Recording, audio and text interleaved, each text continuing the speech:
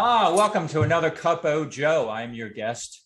I'm not a guest. I'm your host, Joe Tumalo, major in playing gaming development.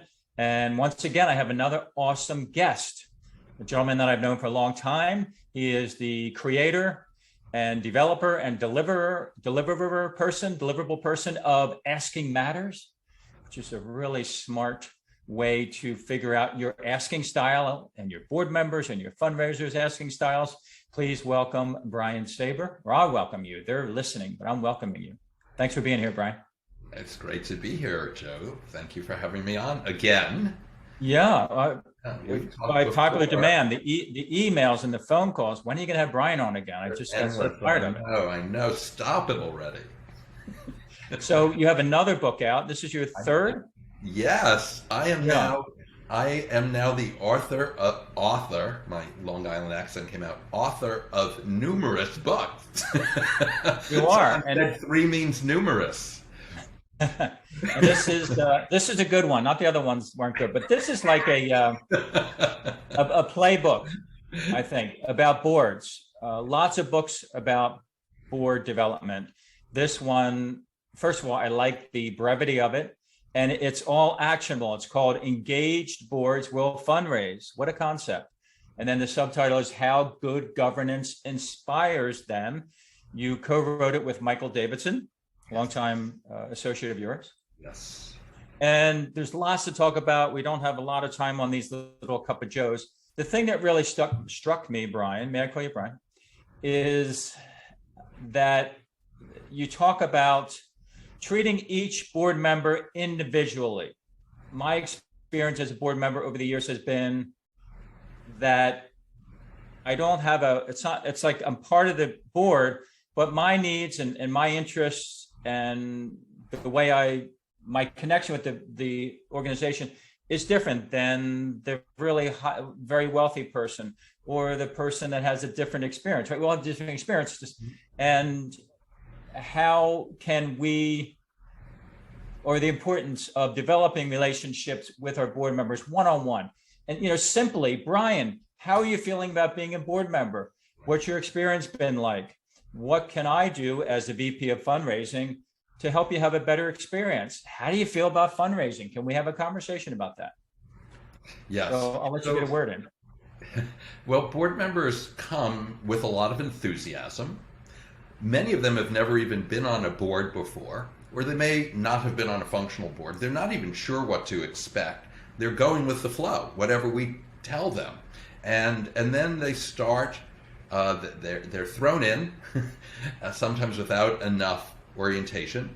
And then they're in this cycle of meetings and such, and can lose that focus and that passion. And we also have to realize that board members come not only to give, but to get something out of it. We want them to get something out of it. We want them to build their skills. We want them to see the world differently. We want them to take things back into their lives, into their jobs. Many people learn incredible team building skills on a board, and we don't think of it that way. We think of what board members can give to the organization, but it really has to be a two-way street, just as it has to be with fundraising. Right? We don't want donors. We don't want transactional gifts. We talk about this a lot in the business, right? We want relational gifts, because when there's a relationship there, the gifts keep coming and we're not begging for them every year.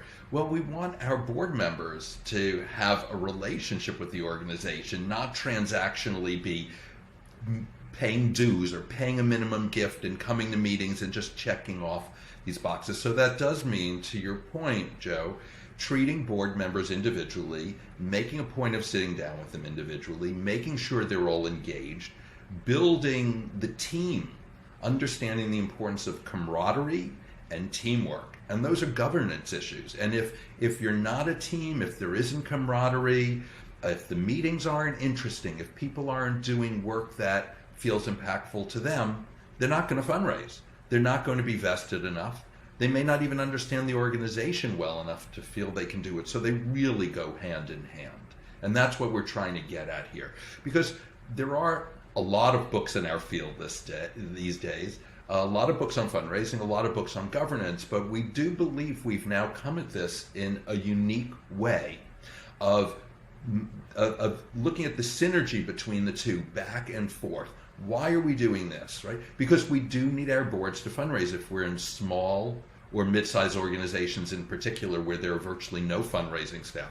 Sure, if you're a university or a hospital, you probably have major gift staff that can do a lot of the legwork. But most of the organizations I work with have modest budgets, $1 million, $2 million maybe, and may have just one development officer doing everything. So it's really critical for board members to be involved in the whole donor cycle, and that only happens if there's good governance and good fundraising. And the other piece of the book is, well, what should board members do and what should they not do? And that's something I've been working on for a decade already. This idea of getting away from board members hitting up everyone they know and moving more to board members helping build relationships wherever it makes sense. Can you give a quick example of that? What that would look like? And one of the things I always say is, let's stop saying to board members, give us your list, or you've got to go write a letter to your list, or invite everyone you know to this benefit, and then of course board members end up going to their friends' benefits, and it's just a wash and all that stuff. And I say, look, do you as a board member have four good contacts, people who you think over time, if they developed a relationship with our organization, would give at a significant level? If you do, great, let's come up with a plan. If not, most organizations have people who aren't getting enough attention already, donors, who the staff can't get to. I'd sooner a board member help us with them. And that's engaging them, educating them, thanking them, recognizing them, asking them for all sorts of things other than money, asking them for advice, asking them to sit on committees, open doors to others, provide in-kind products and services. There's so many things, and board members can do all of that even if they don't make the ask for a gift. I don't, right? And it's turning this completely on its head from where a lot of organizations are, which is basically just telling board members to go out and ask for gifts. And it's the wrong flow, and it's the wrong emphasis. So we want to flip that, and we want good governance to inspire them to go out and do this good work. That's huge. There it is, right there. That is, I think, the big takeaway for this Cup of Joe. Yeah. Don't expect. Yeah, I mean, would you, if you hired a major, certainly if you hired a plan giving person, you wouldn't necessarily expect them to go out and start closing gifts on day one. Right. Building relationships, getting to know, finding the people who really want to do more. Yeah. And you wouldn't say to them, go ask everyone, go try to cultivate everyone. You need to think of who it is, what their values are. You need to find out their values and their histories and then work from there. And that gets back to this idea of treating the board members as individuals, right? Because one of the things that building the asking styles brought to mind for me was early in my career when I would have to staff the board in a way, right, and provide the board materials. I'd provide everyone on the board with the same packet of material to understand the organization. Well, every board member isn't going to find the same material interesting. I first have to find out what inspires the board member. Do you want statistics and outcomes measurements? Do you want stories? Do you want to meet with program participants or program directors? Do you want to see our plans? What is it, based on your personality, that's going to inspire you as a board member? Let me provide that to you. And then, of course, people say, well, that's a lot of work. And I say, yes, it is. But if you want your board to fundraise, you also have to support it properly. And I think if they were doing the right fundraising, staff would more readily want to support that work. So it goes hand in hand again. But it's got to start with customizing the experience for the board member. Very cool. So real quick, people are probably saying, what is that behind you? That's the asking styles. Can you, in 30 seconds or less, as we run out of time here, give us a crash course in that and how they can learn more about that? Sure. Well, first, Rainmaker, analytic extrovert, objective, strategic, goal-oriented, always saying, what's the goal in the future? Go-getter, intuitive, extrovert, big picture thinker, lots of energy, creative, always saying, well, what's the opportunity in the future? Kindred spirit, intuitive introvert, that's me, feelings oriented, everything's personal, and we tend to be very attentive and caring to others, and it's always what moves my heart, right? It's very personal. Mission controller, our analytic introvert, the systems planful person who is very methodical, listens, and always says, well, what's the plan?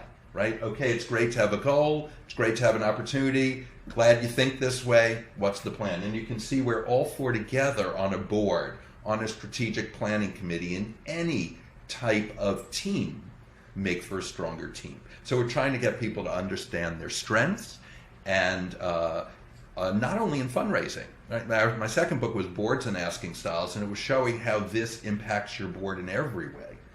And so that's what the asking styles are about. Yeah, and so instead of just looking for diversity in ethnicity and net worth, and right, it's looking at, do we have enough mission controllers? We have a ton of kindred spirits, which is great, but somebody's got to get this work done. Right? Yeah, I'm doing a training in an hour, second part of a training for a board. And I've mapped out where everyone is. I did this for the first part. And 75% of the board is here in Mission Controller, with more of them here. Virtually no one up here. Only one person in the go-getter quadrant. What is that saying about their work? Is it, right? Is it, are you finding you're in the details a lot and you're very planful, but you might not be thinking out of the box? What, right? Or if you're here in the numbers and everything's about outcomes measurements, are you forgetting about the people? So yes, when you might use this to figure out what you're missing on your board and what would complement your current board makeup. Great. And how can people go take the Asking Styles test? Where do they go for that? Yes, you can just go to askingmatters.com. And you'll see Find Your Style, a box on every page of the site. You just click that box, 30 questions, true, false, takes 2 to 3 minutes, and then you will get, something will pop up and you'll get an email too. It's cool. I highly recommend go do it if you haven't done it. And then how can people get in touch with you for training, for fundraiser training, for board training? Well, they can actually now reach out to me. I don't know if you know, Joe, I have my own site too. So they can reach out to Brian at briansaber.com or Brian at askingmatters.com. Either one, it all comes to me. Mr. Big Shot has his own website now. Whoa. And the book, book, by the time this airs, the book will probably be out. They can get it there. Yes. It comes out on Tuesday, October 19th, and is available at Amazon, Barnes & Noble online, in softback and in electronic version, ebook, we're really excited. There are all these, as you said at the very beginning, it's very hands-on. It's meant to be practical. So there are all these discussion topics and exercises and questions to ask yourself. I think it's going to be a really helpful, practical book. So Engaged boards will fundraise. Yes. Exactly. Brian Saber, thank you so much. Yeah, always. Until next time, folks. Don't forget our sponsor, Thank You. They help you create very personalized videos for your donors and people you serve. Thanks. All the best.